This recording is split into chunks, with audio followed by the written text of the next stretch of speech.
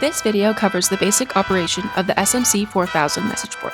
We'll show how to power on, log in, display messages, create custom messages, and schedule messages. No prior experience is required. Make sure the SMC 4000 is properly positioned and ready for use. Next, locate the power switch and turn the unit on. The touchscreen controller will power up and load the home screen. When the login screen appears, enter your username and password using the touchscreen. Credentials may be default or agency specific. After logging in, you'll see the main menu. From the left-hand side of the main menu, select Messages. Choose from Saved Library. These messages are preloaded and ready to use. Choose a message, confirm your selection, and it will display on the board.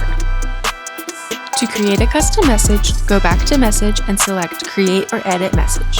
Enter your text using the touchscreen. Keep messages clear and compliant with agency guidelines. Preview the message, then activate it to display.